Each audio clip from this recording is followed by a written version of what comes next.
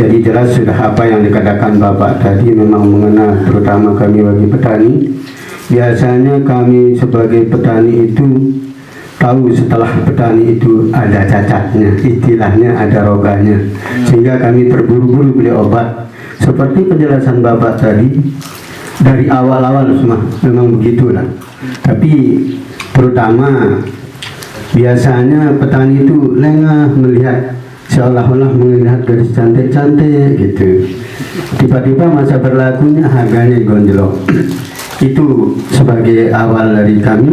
Dan yang selanjutnya yang sangat kami sayangkan sebagai petani itu, setelah petani itu berhasil, terutama kami di sawah-sawah juga, biasanya pengolahan yang sudah jadi itu, terutama terong Aceh dengan Ambon.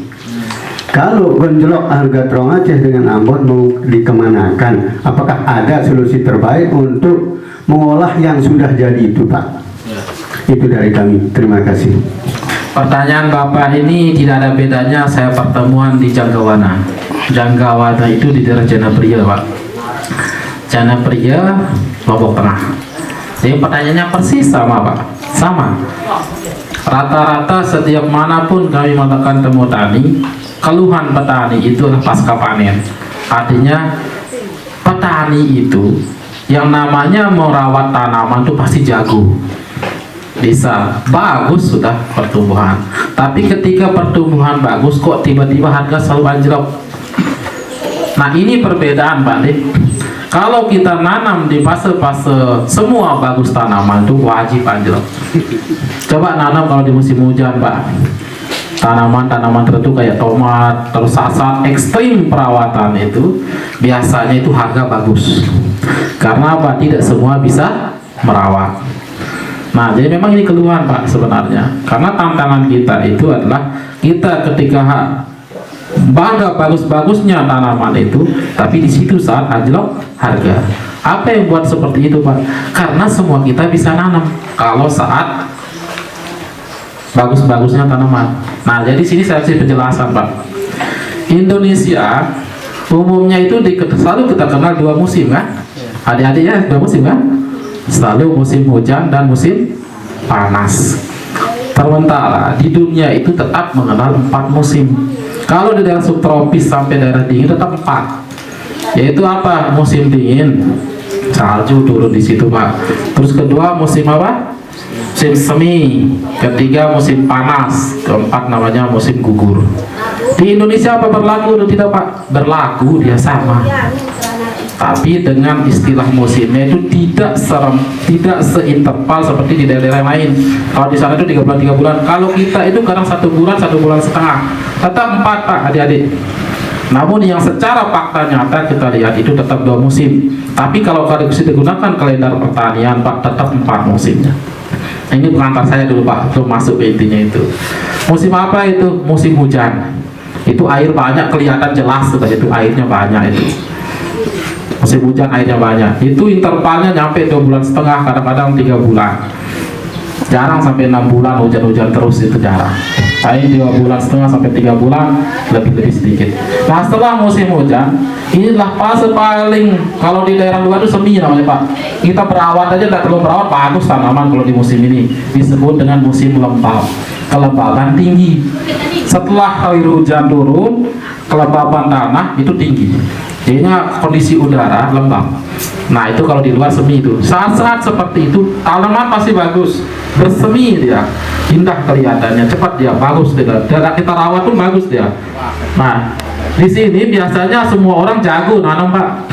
Pintar. Nah, disinilah tantangan kita, cenderung harga anjlok kalau yang di sini. Dipanen kalau nanam di musim ini, musim lembab ini, nanti biasanya harganya udah anjlok. Karena apa? Semua orang berhasil nanam. Nah, ini saya sampaikan, ini berkaitan ini. Biar kita tahu sedikit kapan kira-kira kalau kita mau dapat harga bagus kapan, nah kira-kira seperti itu. Nah, di sini letaknya disebut dengan musim musim lembab. Nah ketika itu intervalnya paling sebentar Pak, 1 bulan sampai 1,5 bulan kelembaban tinggi itu. Biasanya ditandai kalau pagi-pagi itu tingkat embun itu tinggi dia di sawah itu, di daun dan sebagainya. Itu kita sebut dengan kategori musim lembab. Nah kalau di buku pelajaran belum masuk, hati-hati ya, masih di kategori musim. Tapi kalau kita bicara kalender pertanian, kita harus bagi dia itu lebih teliti kita dalam proses penanaman. Nah itu di musim lembab. Ini bagus Pak, hama kurang, penyakit kurang di sini, pH tanah normal, sekitar antara 6,5 sampai 7 masih normal. Nah terus setelah musim lembab ini kita barulah masuk ke musim panas. Nah panas ini sama kayak musim hujan, intervalnya 3 bulan sampai 4 bulan dia. Nah ini mulailah di sini serangan hama agak ekstrim Pak. Ada 2 hama yang datang, yang umum saya sebut tadi, yaitu hama yang sifatnya memakan dan hama yang sifatnya menghisap. Nah di sini agak ekstrim kita. Biasanya nanam di musim-musim ini agak bagus harganya nanti. Kalau di musim panas, kalau pas dia ketemu panen di harga di musim itu, nanti dia itu agak bagus harganya. Nanti terlalu anjlok lalu, karena tidak semua bisa berhasil. Karena tidak semua tempat dia itu ada airnya, tidak semua tempat dia kondisi tanahnya bagus. Nah kalau lembab itu semua tempat bagus Pak, entah ada lereng-lereng bagus ya nalet. Nah itu dia. Kalau di musim ini agak tidak semua tempat bisa. Nah ini di musim panas, intervalnya 3 sampai 4 bulan interval terjadi. Nah setelah musim itu barulah disebut dengan musim kering, ditandai dengan air, tidak ada kelembaban udara sama sekali, kering panas sampai kulit kita aja kering. Itu menjelang masuk musim hujan adik-adik, biasanya kering ditandai dengan angin. Angin itu ikut bertiup keras, dia kencang. Nah di sini hama apa yang paling banyak Pak? Hama kutu-kutuan, hama penghisap. Dan ini yang paling berbahaya di musim itu. Dan pH tanah sangat kurang. Karena apa? Kadar air yang di tanah itu kurang dan pH-nya sangat kurang, sedikit sekali. Nah ini tantangan Pak. Nah di situ rata-rata orang yang nanam di musim itu, baik cabai maupun tomat, rata-rata dia nanti masuk di bulan musim hujan itu, karena musim hujan berubah kan Pak, ada yang Desember, ada yang September, ada yang kan beda-beda kan, tapi tandanya yang paling penting Pak. Nah nanam di musim itu biasanya kena haji yes, sebiar 100.000 sekilo, kadang terong Aceh 12 sekilo, atau yang lain-lain bisa harga bagus. Nah di situ dia, karena tidak semua orang bisa merawat, tidak semua bisa nanam di musim-musim ini. Makanya tantangan kalau bahasa informasi dari Pak Hafiz, di sini ada embungnya. Coba kita lihat-lihat menara air, cobalah nanam di musim-musim itu tanaman-tanaman yang kira-kira nanti kalau di musim hujan itu akan berharga.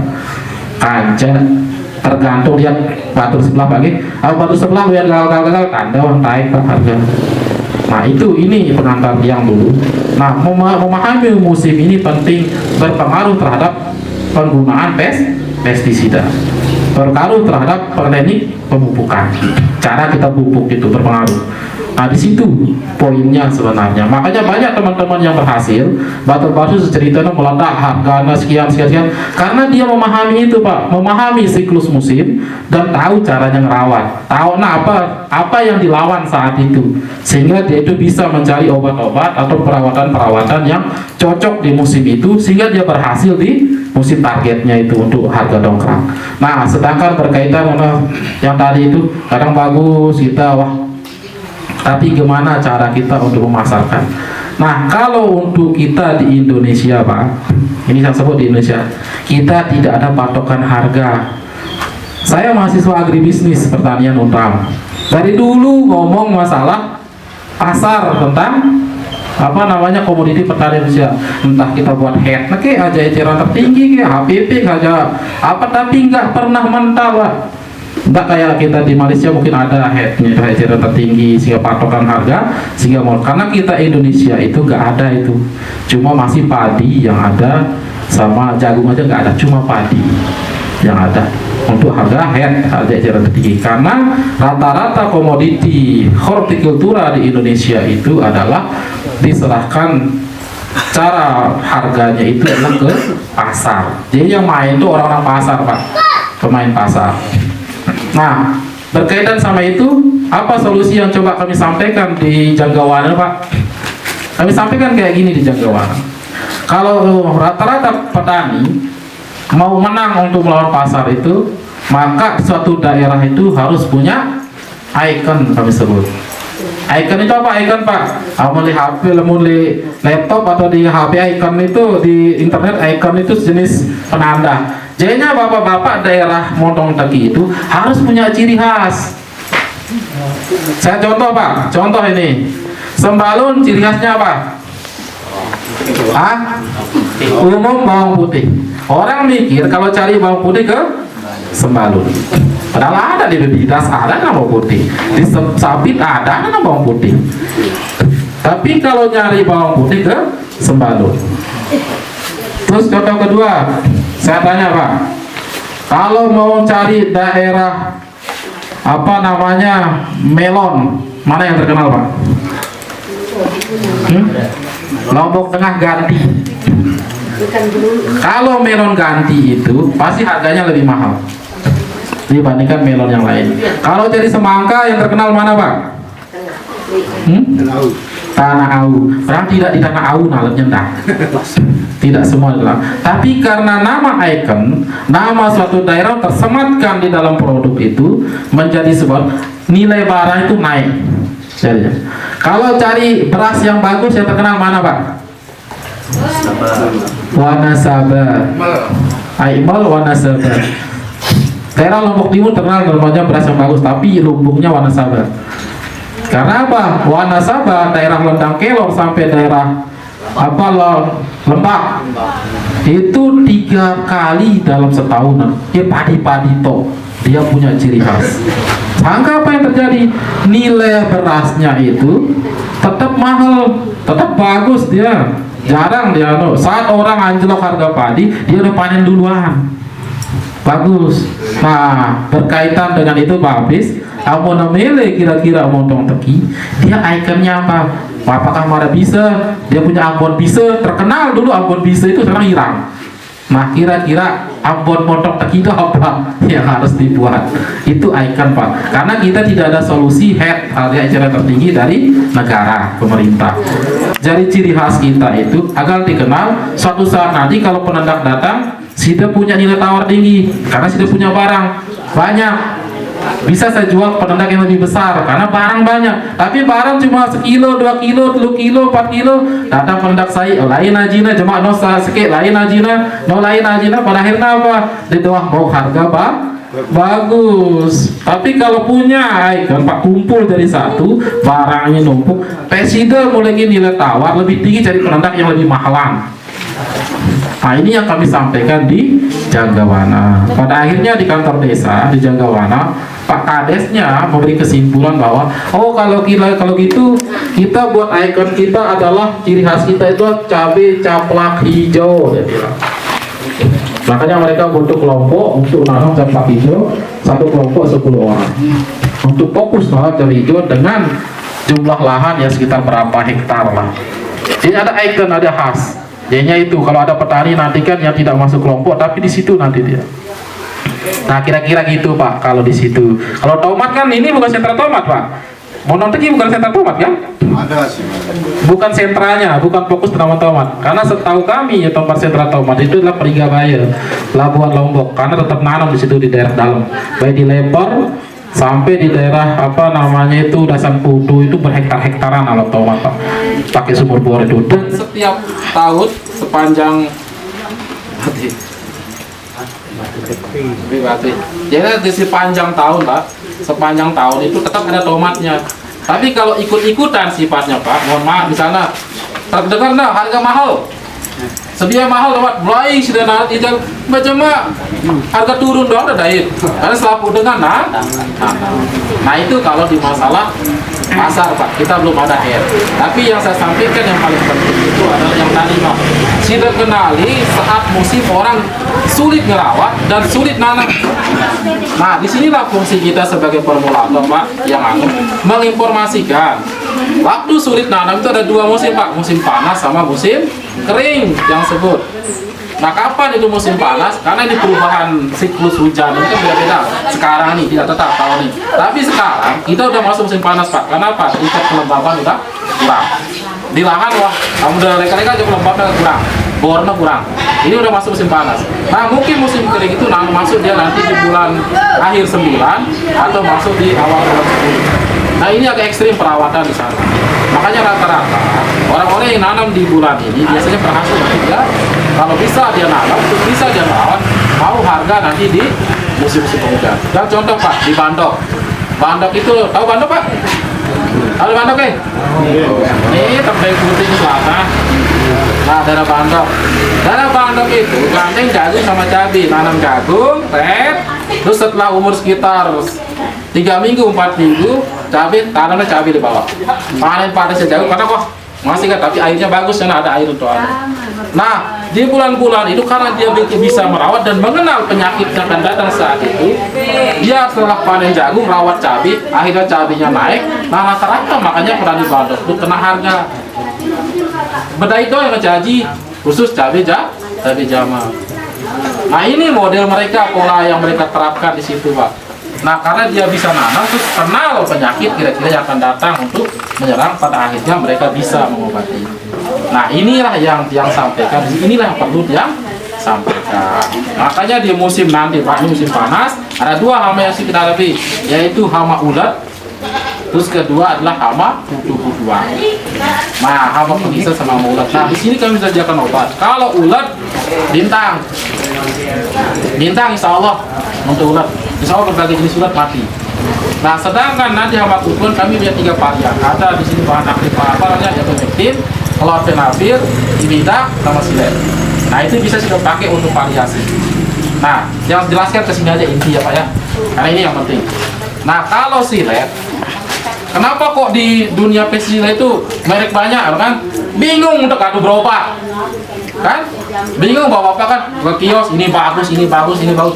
Semua bagus. Sampai-sampai beli obat aja bingung. Tapi yang paling penting Pak, yang sudah beli obat itu pahami yang pertama adalah kenali kira-kira obat ini membunuh sasarannya apa. Nah yang paling penting kalau kita beli obat itu Pak, sasarannya apa yang akan kita bunuh. Nah silet, kalau sudah beli di luar, silet ini fungsinya menghancurkan telur hama. Jadi sebelum jadi dia netes hama itu, hama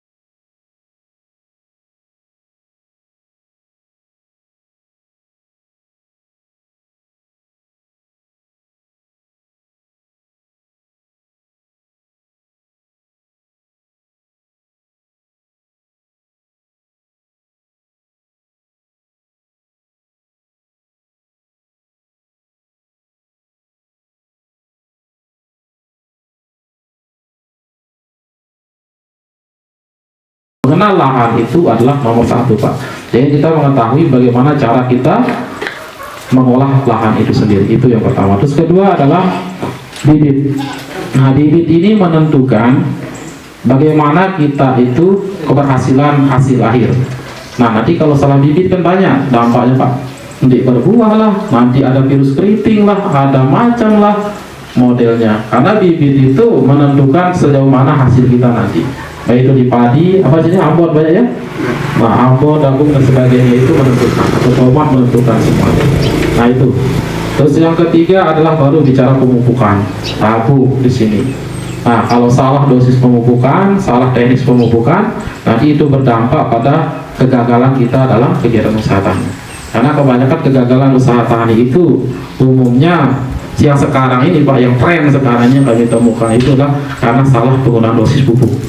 Dosis pupuk itu berdampak sangat bahaya.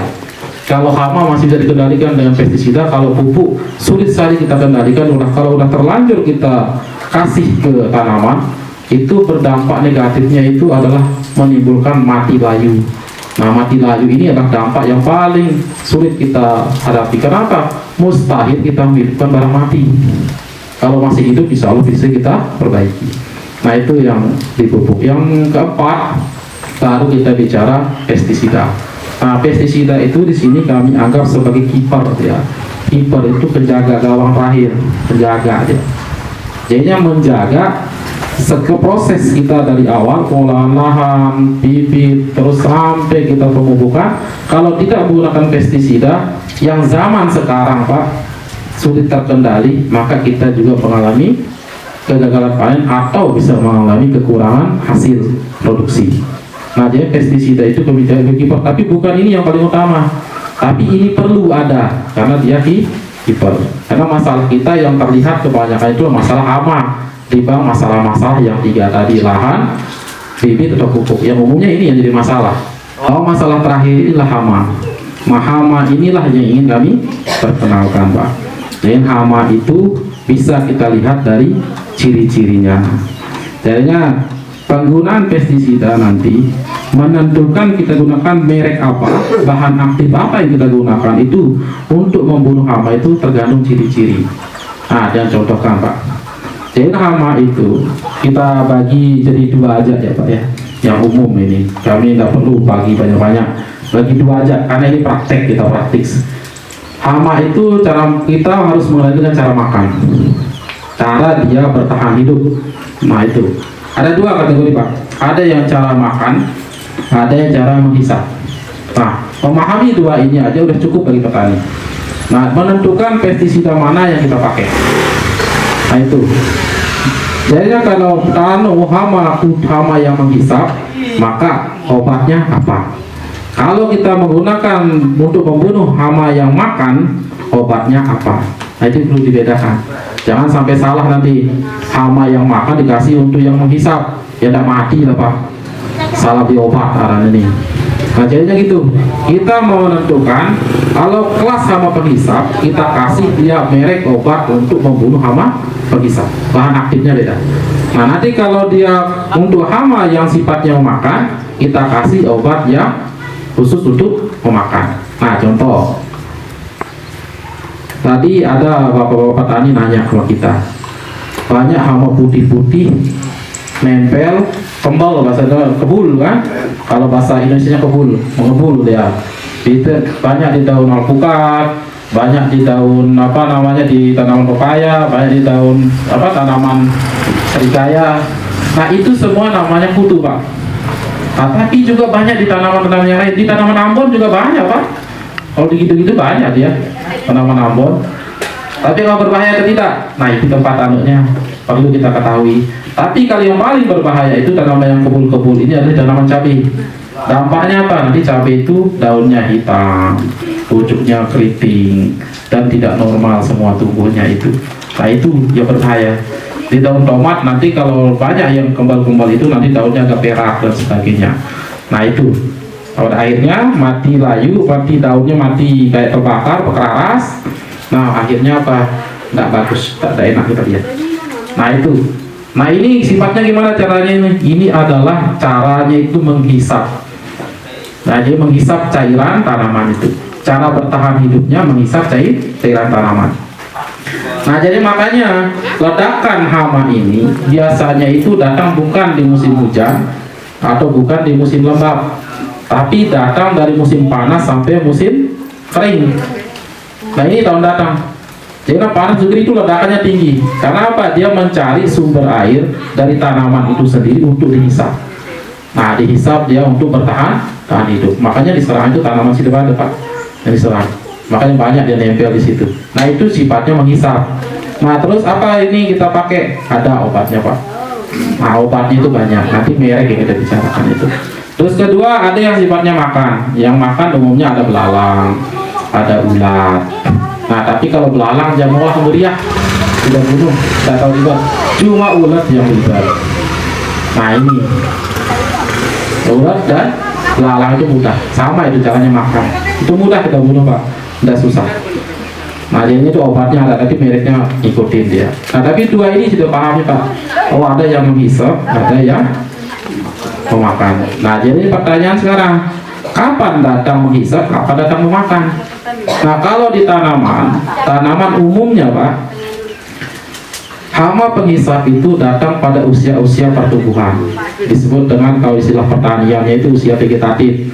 Saat pertumbuhan, yaitu dari umur 1 minggu, 2 minggu, 3 minggu. Nah, kalau sudah mulai fase berbunga, mulai dari 1 bulan ke atas, itu fase itu agak jarang hama penghisap. Nanti itu ada ulat dan sebagainya yang ikut datang mengunjungi. Nah, hama penghisap itu datang di awal-awal pertumbuhan. Nah, itu kadang-kadang yang bagus kita lihat tiba-tiba 1 bulan kok berubah macam, setelah bagus-bagus nih ternyata ada yang bidang, kan? Ada yang datang kunjungi, dia itu sudah kena. Nah, inilah saat kita menjaga. Makanya saya katakan bahwa pestisida itu kiper, menjaga tanaman saat bagus-bagusnya, kita jaga agar hama penghisap yang tidak terlihat oleh kita itu jangan di depan hati yang ya, soalnya tidak kelihatan jelas. Tapi ada dampaknya apa? Nanti tanaman itu pasti ada kerusakannya di setelah itu. Nah, di sanalah sudah nyemprot di fase pertumbuhan, entah di umur 2 minggu, 3 minggu, atau sebelum satu bulan itu yang paling utama sudah semprot. Nah, apa obatnya nih, Pak? Kalau kami dari Sipis Kasaki itu ada 3 varian obat yang sudah pakai. Di sini ada Aragon, bahan aktif abamectin. Di sini ada Netizen, bahan aktif abamectin 25 plus Difenviram 100. Di sini ada bahan Surya dengan bahan aktif Clopidogrel 250 isi. Nah, dan juga ada yang jenisnya tepung-tepungan. Powder ada di sini namanya Dimisia, itu imidacloprid. Ini adalah namanya siret, bahan aktifnya metomil. Nah, ini bisa kita pakai semua. Kalau di fase-fase usia dari 1 minggu sampai 4 minggu sebelum dia pecah bunga. Nah, kalau naik ke atas, nanti itu kita lihat kondisinya. Kira-kira hama apa yang akan datang mengunjungi. Jadi perlu dipatok saya obat tuh, Pak. Semua nanti kado dia perlu. Tergantung hama apa yang nanti akan datang mengunjungi. Nah, bro, seolah ada kado pada khususnya apa? Resisten. Obat itu kebal, bahan aktif itu kebal terhadap hama-hama tertentu itu. Nah, ini petani bawang yang banyak kayak gitu. Hama saya ini dari awal sampai akhir itu aja dipakai. Pada akhirnya apa yang terjadi? Resistensi. Kebal dia terhadap bahan aktif. Nah, itu yang seputar pestisida. Majanya ini pengantar, Pak. Pengantar, Pak. Cukup ya. Nah, sekarang untuk lebih efektifnya, karena kita di kondisinya beda, saya tidak akan samakan dia saya bicara di Sembalun atau bicara di Lombok Tengah yang tanahnya liat, atau di Sembalun lempung yang bagus. Jadi sini ada lempung berpasir. Saya ingin komunikasi, artinya kita feedback timbal balik, Pak. Dari Bapak menyampaikan ke kita, nanti kita cari solusi bersama yang jawab. Nah, mungkin cukup dulu pembukaannya, Pak.